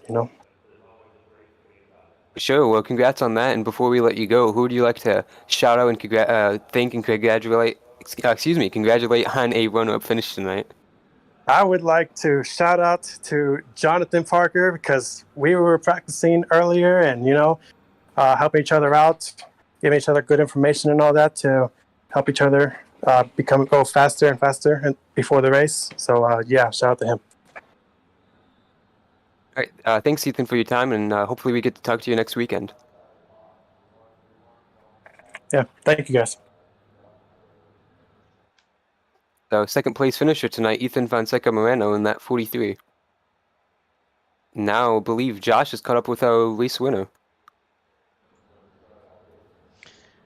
Indeed, I have. Jonathan Parker, you really made it hard for me to have any talking points to ask you. Absolutely dominating performance. Nobody was anywhere near you on track except for the restarts. And there at the end, Moreno gave you a little bit of a run, but still not enough. So, absolutely dominating performance. How'd you get it done tonight? I just really saved my tires. It felt like I didn't really. I knew if I pushed, I was going to be good for 2 laps, and then the whole rest of the run was going to be bad. So I actually kind of approach it like you approach like an F1 race, believe it or not. So, because the way those tires are, if you cook your tires first couple laps, you're screwed for the rest of the run. So I just kind of took that mentality, and I guess it worked out in spades. So this track, of course, very tricky to get around. how much time did you really spend learning this track and getting the drive correct to put on this dominating performance? I spent, I would say, probably like 45 minutes for one of the practice sessions that we had held earlier in the week. I think it was Thursday. And then I just had the hour before the race today. That's basically it. Pretty impressive performance, dominating performance. Before I let you go, completely celebrate. Who gets it done behind that 81 machine? I want to shout out Ethan first of all for that. He had a really good race and he had a really good rebound because he got some damage early on, repaired it. So I want to give him a shout out. I'm gonna give a shout out to Matthew Stotts too. He's a very good emotional support. I appreciate him, and I'd like to thank all my teammates who don't show up. I'm gonna name them by name: Michael Walls, Christian Pacheco, and Jared Bogley. That's all. They don't show up. I have to carry your. Sorry, I almost cursed. Sorry. All right. Well, dominating performance. You now hold the record for most wins in a season with 4 wins. Actually, so before I'll let you go, I know usually I finish things off with who you got to thank, but I just thought about that. So, how does that make you feel there? That knowing this is your first season, it's only just not that far into the season. We're a little bit past halfway. There's still a lot of races left to go. But you now hold the record for most wins in a season. I'm quite honest with you, completely shocked. I told me back, when did I get iRacing? Probably in March. I think around March. It's either February or March. And if you told me I would have been doing something like this in leagues already, because I've never driven like a full-blown simulator. We've all played NASCAR Heat and the EA games, but I've never been really in a full-blown simulator like this. So I thought it would be a ginormous learning curve, but I just kind of gelled with me. I don't know how. I'm just kind of lucky. It's not really anything else to it, I guess. Because I don't have a lot of time to even really do this throughout the week for like practicing. Like I'm not practicing every day. I can't. I'm in engineering school, so I don't have the time for that. But I do what I can, and I guess I should practice more. All right, another. As someone said in chat, another JP Masterclass. So congrats on the win, Jonathan Parker.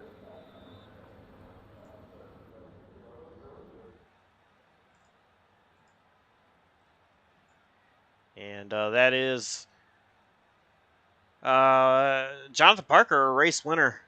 So Adam, that's our top 3. Just what did you take from this race overall? Yeah, another GP masterclass, like we heard. Shout out Counter Passment for that.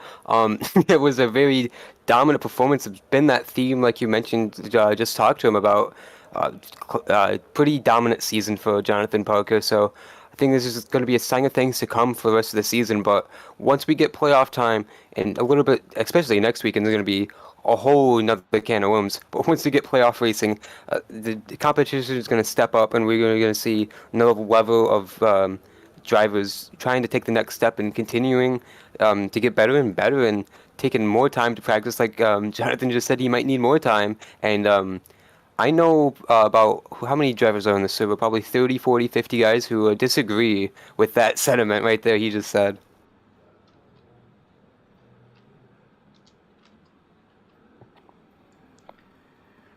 Well, Adam, that about wraps it up for us here at Darlington. Next week, it is the Talladega doubleheader. I have been looking forward to. I have circled it on my calendar. As soon as the schedule is released, been looking forward to it. And I think, Adam, and for the viewers at home, Dawson and I are going to split them. He's going to race 1, and I'm going to race 1. and the one that I'm racing, he's going to be in the booth. The one that he's racing, I'll be in the booth, and I believe he may do the first one, and I'll be around for the second one on that doubleheader. So I'm really looking forward to that for sure. Talladega is a fun track, and I'm looking forward to doing some super speedway racing with these guys. But before we get there, Tuesday night, we see our season finale for the Slide Job Racing League, which is going to take place at Chicagoland. 4 drivers going for the championship there. You are not going to want to miss that one. It is going to be Bridger Olson, Ben Lacey, Brian Dees, and Dalton Kilrow. Ben Lacey, he has put on an absolute clinic all season long. 4 wins to his name. I think he's a championship favorite, but you cannot count out the other 3 for that race. And then we head to Friday night, where we are going to go back to the NAOR series for normal scheduled programming there. And they're going to be racing at Charlotte, a double points event. 134 laps around Charlotte Motor Speedway. So looking forward to that one as well, as Charlotte is always a really cool racetrack. And then, of course, Saturday night, 1 week from tonight, we see that Talladega doubleheader. Well, that's going to wrap it up for us here tonight, live from the Darlington Raceway in Darlington, South Carolina. On behalf of Scott Roush, Adam Kuhn, I'm Josh Copperl, saying thanks for tuning in, stay safe, and we'll see you next time. Take care.